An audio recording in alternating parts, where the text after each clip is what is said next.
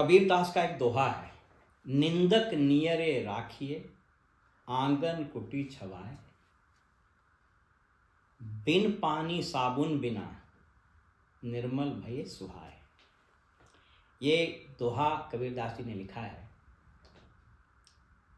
वो आज के राजनीतिक परिदृश्य में एटलीस्ट बिहार के लिए तो बड़ा सटीक बैठता है।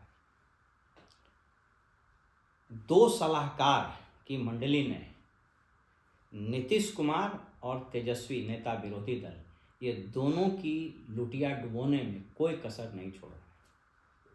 और सिमिलरिटी देखिए, नीतीश जी के एक सलाहकार जो पटना में उनके आवास पर रहते हैं और एक सलाहकार दिल्ली में रहते हैं, इन दोनों ने नीतीश कुमार की भद पिटवा दी है। अब वो अपने से न कुछ बोलते हैं न अपने से कुछ करते हैं। वो बिल्कुल एक पुराने ज़माने में गुड्डा गुड़िया का खेल होता था, जिसकी डोर किसी दूसरे के हाथ में रहती थी, वो बिल्कुल नचाता था। तो ये दोनों सलाहकार नीतीश जी को वैसे ही नचा रहे हैं। तेजस्वी की भी हाल वही हो गई। इनके भी दो सलाहकार हैं, एक पटना में रहते हैं और एक दिल्ली में रहते हैं, और इनका भी लुटिया यही लोग डुबा रहे हैं। जी हाँ, और ये हम नहीं कर रहे हैं।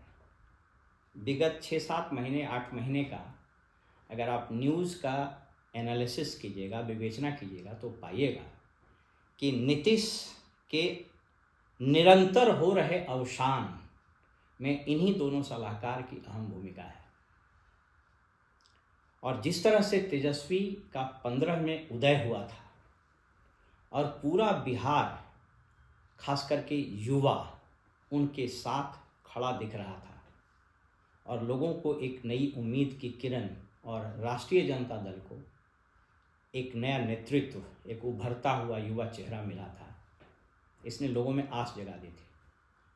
लेकिन उसके बाद से जब इन दोनों सलाहकार की एंट्री हुई, उसके बाद से आरजेडी के सोशल बेस में, इसके पॉलिटिकल कैंपेन में, इनके संघर्ष के मैग्नीट्यूड में, इन सब में निरंतर ह्रास होना शुरू हो गया। और इसका रिफ्लेक्शन अब धीरे धीरे हो रहा है। ये वही दोनों रणनीतिकार थे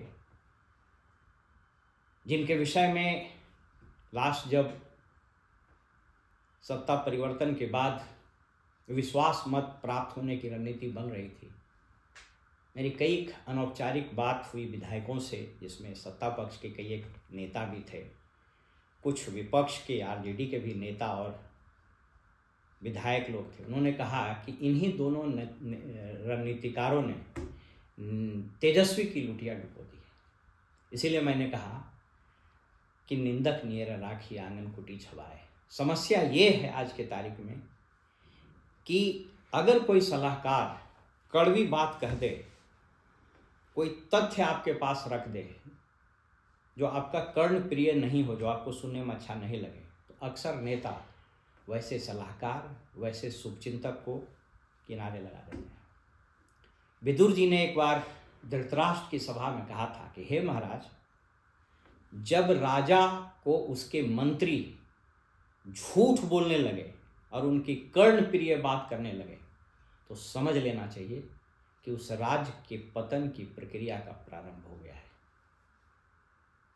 कदाचित आज मुख्यमंत्री, जो नेता होते हैं विधानसभा के और एक नेता प्रतिपक्ष विधानसभा के, दोनों की इस कहानी में समानता है।